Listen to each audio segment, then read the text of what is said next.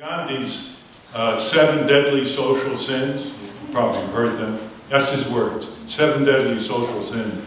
Everyone has 3 words. Gandhi was really the soundbite champion. He'd have been great on TV. Politics without principle. Wealth without work. Commerce without morality. Pleasure without conscience. Education without character. Science without humanity. Scientists building drones. You heard about the coming drone? Did you hear about the coming drone? This is one that's what's called self-automated. That is, its software will select the suspects, locate the suspects, execute them. They don't even need a button pusher in Nevada or Langley. The next drone is going to be the size of a hummingbird. With nanotechnology, they'll put the drone in your hair for surveillance. You'll never know. I mean, 1984 is a masterpiece of understanding. And then worship without sacrifice. You know, that's like these so-called organized Christians who organize for war. You know, they organize for destroying the rights of poor people. I wonder if Jesus Christ would have condemned them. I added 2 more. You got to bring it up to date. Belief without thought. This is what Peter was against. Belief without thought. And respect without self-respect. That's the most important one of all. Because if you respect yourself, you don't say, I don't have any power, why should I do anything? It doesn't matter, it won't change anything, it won't have any effect, because everyone else is not going to do what I'm doing. No. You do what you do, and you try to talk to others to convince them. You never say, you don't want to go out of your way and discomfort yourself because a million other people haven't told you in one way or another that they're doing the same thing. So the key is how to get people who know what there are very few people in this country who are ignorant of the injustices. I mean, they're getting it handed to them every day, right? You have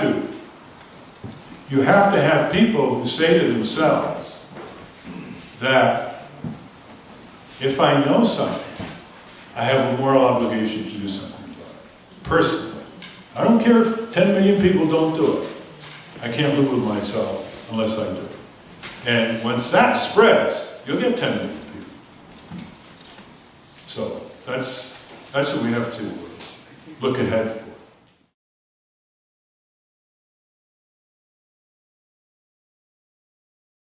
for. Well, you know, we don't know what it is, but it's refreshing, whatever it is.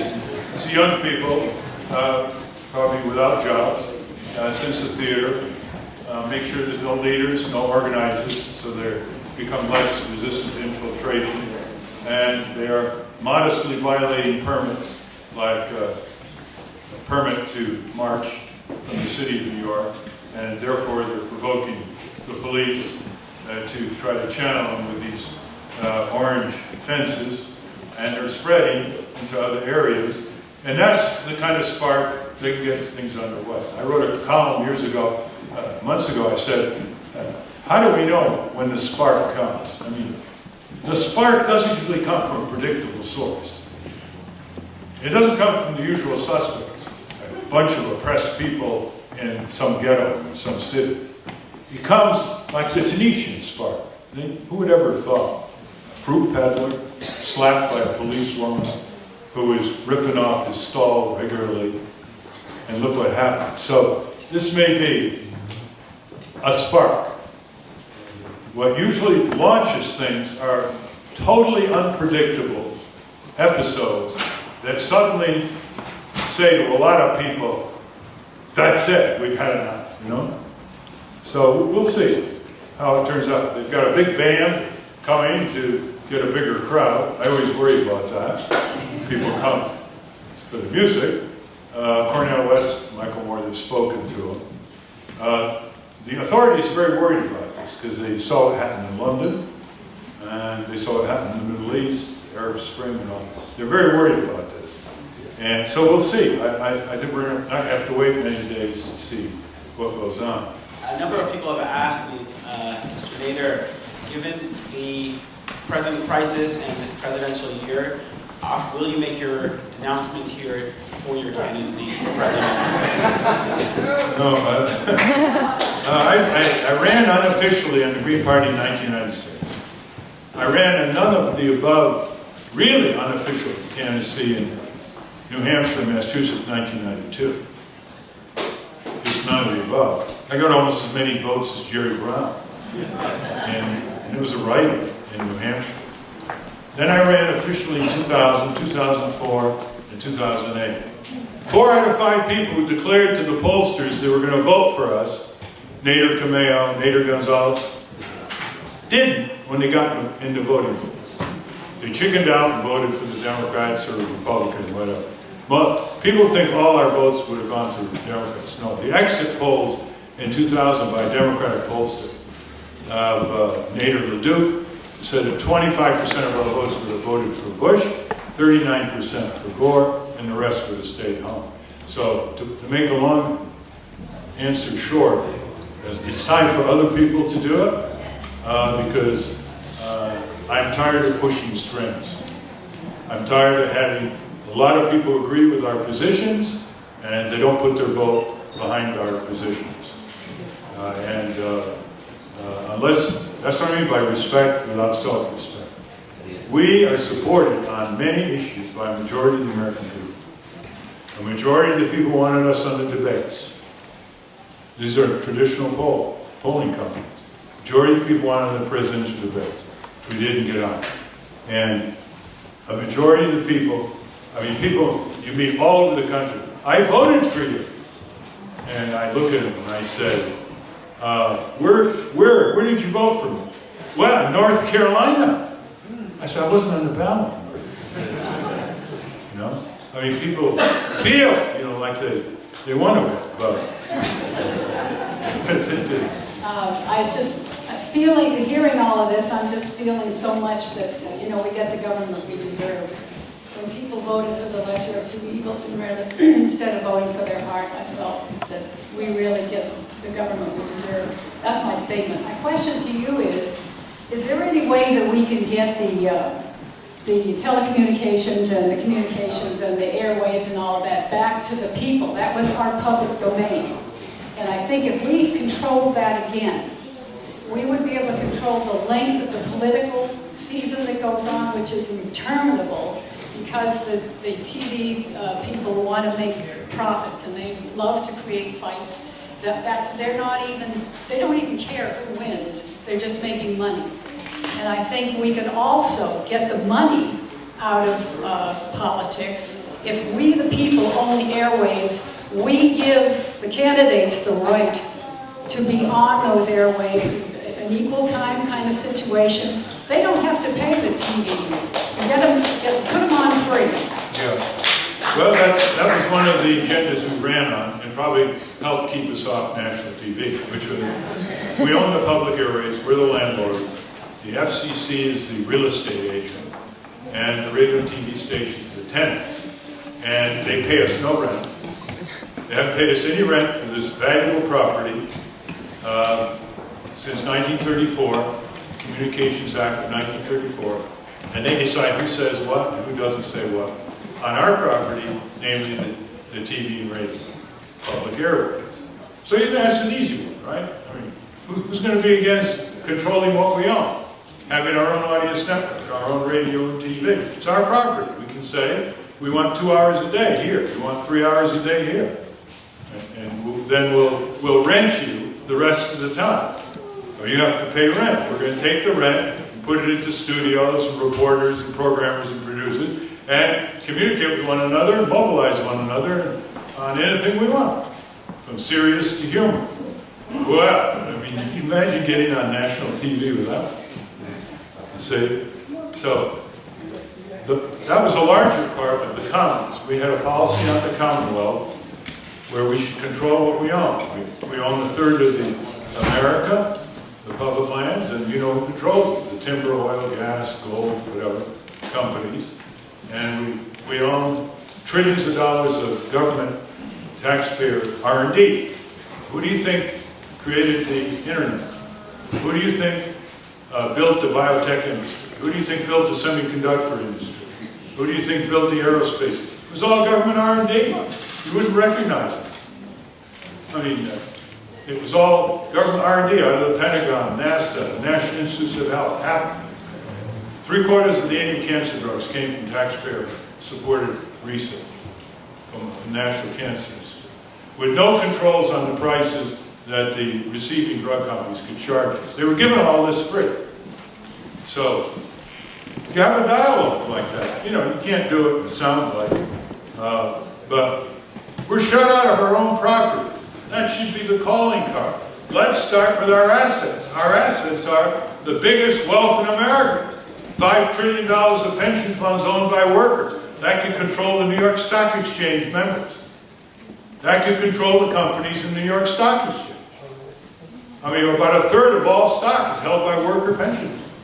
But it's not controlled by worker pensions. It's controlled by the banks and the insurance companies who are the intermediaries. So, you see, it's not that hard once you get people just thinking a little bit, getting excited. You got to ask them the basic question. Do you want power or do you want to be powerless? You want multiple choice test. You want power or do you want power? So you need thousands of people talking to millions of people. Just like the populist tradition, they call themselves lecturers out of Texas, Oklahoma, and they talk to people.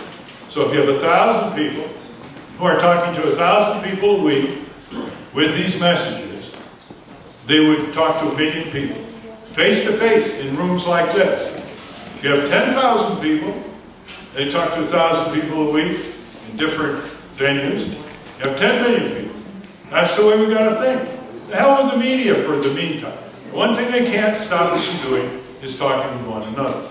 And there are a lot of empty auditoriums and empty spaces around the country that we can use to do that. That's why we need a few very rich people like George Soros or Ted Turner or whatever. You know, there's always a few tiny ones, a tiny percent, all you need, a tiny percent, to say, here's $1 billion, we want you to hire 20,000 organizers in the country, all over the country.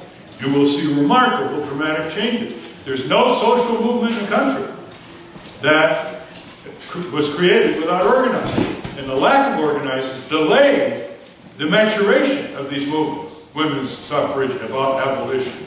But remember, and there's a fellow yesterday who came out, God, these guys are like so predictable. This guy was a real hardcore socialist ideal. He said, how dare you write a book called Only the Super Rich Can Save Us? I said, well, remember, it's in quotes, and it's in fiction. He said, I know, but I saw you on TV, you explained it, and you think that we have to rely on rich people to mobilize the masses. So I said, well, how are you going to hire the organizers?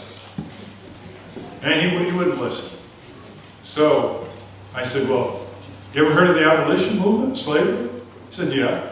I said, don't you know that a lot of proper Bostonian rich people funded William Lloyd Garrison, Frederick Douglass, and others? How about the women's suffrage movement? Some rich women funded those people, women who were on the ramparts all over the country. How about the early civil rights movement? He went away. I didn't finish. How about the Stern family? How about the Curry family in the 1950s? It gave it its big launch. Who's going to pay for those buses? Who's going to pay for the expenses, the organizers? It's ridiculous. But you know what? After he left, I said, I had the best response to it. I said, you always think after it's over. Here's what I would have said to him right there. Hey, you're a socialist, right? And you said, damn right, I'm proud of it. All power to you. You got to fight those corporate socialists. Okay, all power to you. I said, you ever hear of Karl Marx? He said, would he be funny? I said, who do you think funded it? Year after year after year. Karl Marx. His name was Frederick Engels. And he got co-authorship of the Communist Manifesto. But he funded the living expenses. of Karl Marx. He had a number of children and didn't earn anything. He's writing Das Kapital. So we have to, people feel overwhelmed, they feel depressed, discouraged, can't do anything, country's getting worse, world's going to hell. Break it down and let's each do our thing. And then build it. Someone strikes gold with an enlightened billionaire who's in their 80s or 90s and has a sense of posterity and is quite enlightened.